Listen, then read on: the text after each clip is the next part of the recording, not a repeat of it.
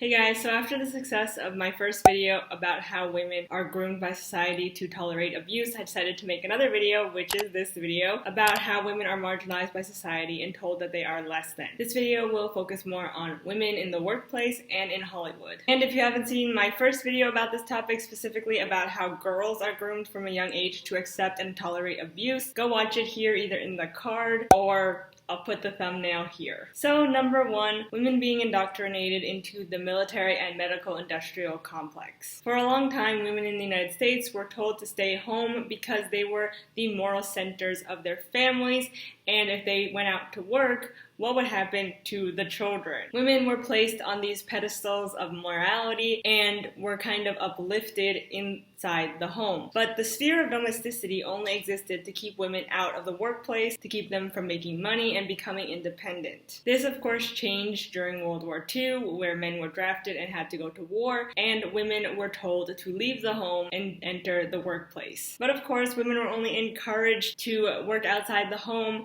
because the patriarchy had to let them. If they didn't go to work, who would make the tanks, planes, bombs, etc.? And during this time, women were only praised for their work because they were uplifting the medical and military industrial complex. And even women who weren't necessarily working in a factory but were just singing and dancing for the troops were praised because the war was more important than the home. So through World War II, we learned that it's okay for Rosie the Riveter to make bombs and planes, but as soon as her husband comes home and she wants to pursue her liberal arts degree, she's told to get back in the kitchen and take care of her man. Women have always been pushed into fields that pay less than men, so they have to depend on men financially. Not to mention, we just tend to pay those fields less because they're seen as women's work. And they don't help to uplift the medical and military industrial complex of the United States. However, after the normalization of women pursuing higher education, everything changed. Men now saw women as extra hands to help, again with the military and medical industrial complex to further American imperialism, and therefore women's lib was appropriated by the patriarchy. Men made women feel guilty for not pursuing more studious fields like science, technology, engineering, and medicine without ever delving into the fact that women have been kept out of those fields on purpose for centuries. They made women feel bad by saying that, oh, there's not enough women in STEM fields, without actually realizing why there weren't many women in STEM fields. Nowadays, women are constantly being pushed into STEM, and some women do really enjoy it, and also it offers more financial independence and freedom because those jobs are more highly rewarded in a capitalistic and imperialist society. But it is still sad to know that women who are in the liberal arts and pursue those fields, like English or social work, are compensated less. And even in more traditionally female fields, men are constantly deferred to because they're seen as more capable and more knowledgeable. Even in the English major, which is dominated by female students, male authors are seen as the default, whereas there are special classes to just study female literature. Even my sexist sociology prof, who told us specifically that during his master's degree he would go to the park to gawk at women, knew that he benefited from the glass escalator that puts men at the top of women's fields, specifically social work. And this doesn't just exist in academia. Go to any space that is predominantly women, and most of them are probably gathered around a man asking for his opinion and his advice. So number 2, aging women in Hollywood. So my patron wanted me to talk about how and why older women aren't cast as much as older men in Hollywood because of their gender and age. For example, they brought up the fact that Angelina Jolie didn't reprise her role as Lara Croft in 2018's Tomb Raider, but that Tom Cruise is reprising his role in the 2020 remake of Top Gun. And this could be because Angelina Jolie is also a director and producer, and she just doesn't really act anymore, and maybe she just doesn't want to be in the movie. And as for Tom Cruise, I'm sorry, but he is just kind of washed up and wants to relive his glory days. But my patron's not wrong in saying that yes, it is harder for older women in Hollywood to get roles. Most notably, Anne Bancroft, who played Mrs. Robinson in The Graduate, was only 36 when she was supposed to be playing a woman in her 50s or 60s. Meryl Streep was already playing much older women with dementia when she was only 62. It's no secret that women have a shelf life in Hollywood. At age 40, you could probably be cast as a grandma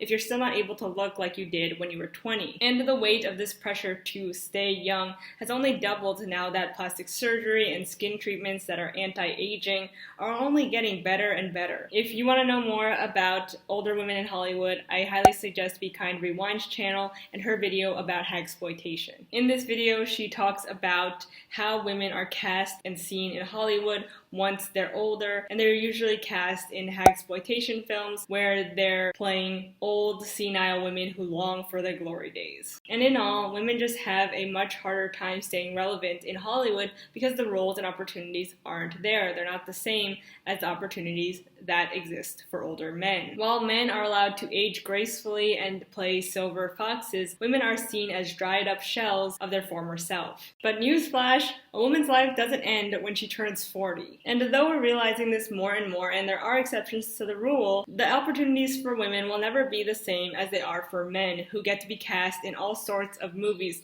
thrillers, action movies, dramas, etc. And older women who are cast as hot romantic leads in movies like Jennifer Aniston and J.Lo, who are only in their early 50s, by the way, are only cast as those love interests because they're still able to look young. In all, what I'm saying is that finding an older woman playing a lead in an action movie is hard to come by. And that my patron was very correct in saying that Jolie wasn't cast in Tomb Raider because of her age, but for Cruise, that didn't matter. And speaking of older men, so number 3, let's talk about women being paired with much older co-stars. This can be seen in, of course, older Hollywood movies like American in Paris, but it can also be seen in movies that came out during this millennia, like Little Miss Sunshine, Silver Linings Playbook, Wolf of Wall Street, and Westworld. And also, oddly enough, Disney Channel original movies. In Another Cinderella Story, which aired on, I think, ABC Family, Selena Gomez was 16 and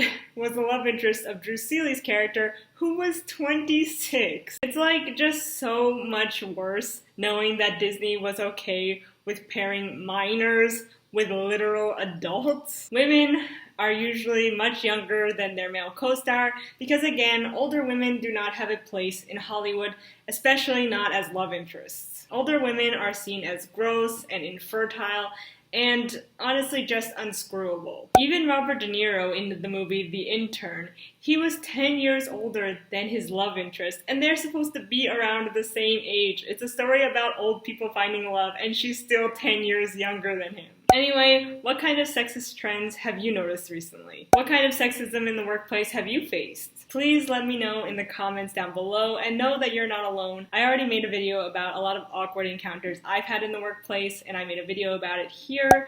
I guess I'll put it in the card, or I'll put the thumbnail here. So that's it for the video. Thank you so much for watching, and if you're new here, I post new videos every Tuesday and Friday. So if you want to be notified when I post my videos, please subscribe and ring the bell. And if you like this video, please give it a thumbs up, leave a comment, share it with someone, and I'll see you in the next video. And thank you so much to my patrons and to my subscribers who help support this channel. You mean so much to me. Thank you, and I'll see you in the next one. Bye.